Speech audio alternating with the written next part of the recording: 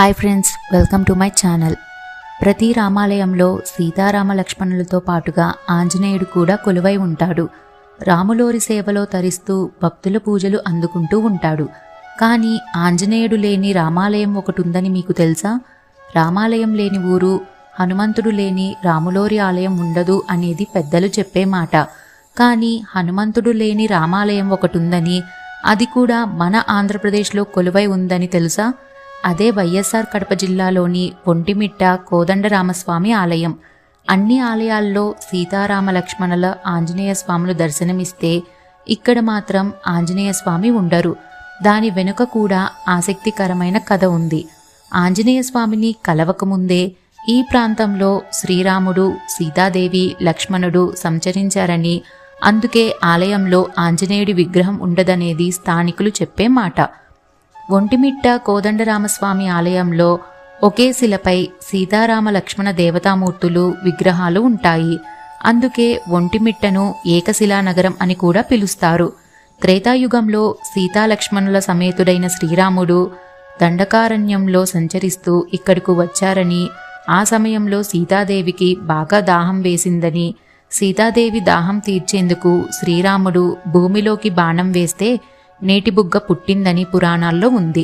అదే ఒంటిమిట్ట రామతీర్థం అయిందని చెప్తూ ఉంటారు.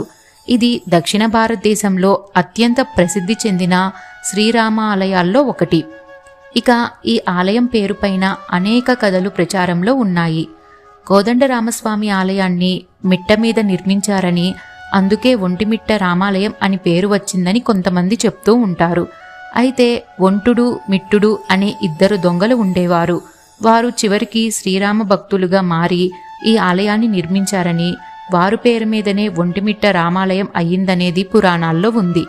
సీతారాముల కళ్యాణం తర్వాత మృకండ మహర్షి, శృంగి మహర్షి యాగరక్షణ కోసం శ్రీరామ లక్ష్మణులు ఇక్కడకు వచ్చారని, అందుకు ఆ మహర్షులు సీతారామ లక్ష్మణుల విగ్రహాలను ఇక్కడ ఏర్పాటు చేయించారని మరో కథనం ఉంది.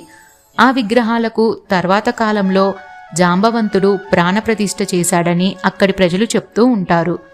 ఒంటిమిట్ట రామాలయంలో సీతారాముల కళ్యాణం రాత్రివేళ ఎందుకు జరుగుతుందనేది, దానికి కూడా ఒక ఆసక్తికరమైన కథ ఉంది.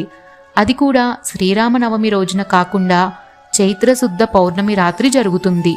పురాణాల ప్రకారం విష్ణుమూర్తి, లక్ష్మీదేవి వివాహం పగలు జరిగినప్పుడు చంద్రుడు తన సోదరి అయిన లక్ష్మీదేవి పెళ్లిని చూడలేకపోయానని విష్ణువుతో మొరపెట్టుకుంటాడు.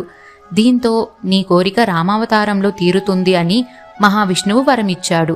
ఆ ప్రకారం ఒంటిమిట్టలో సీతారాముల కళ్యాణం వెన్నెల వెలుగుల్లో నిర్వహిస్తారు. ఇక ఈ ఆలయ నిర్మాణానికి వస్తే, ఈ ఆలయం 16వ శతాబ్దంలో చోళులు, విజయనగర రాజులు, మట్టి రాజులు ఈ ఆలయాన్ని వివిధ దశల్లో నిర్మించారు.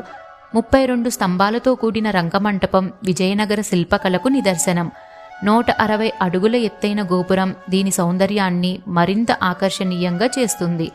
ప్రస్తుతం ఒంటిమిట్ట ఆలయం ఒక ప్రముఖ పర్యాటక స్థలం. ఇక్కడికి ప్రతి సంవత్సరం వేలాది మంది భక్తులు వస్తూ ఉంటారు. ఆలయ దర్శనాల సమయం వచ్చేటప్పటికి ఉదయం 6 గంటల నుండి రాత్రి 8 వరకు ఉంటుంది.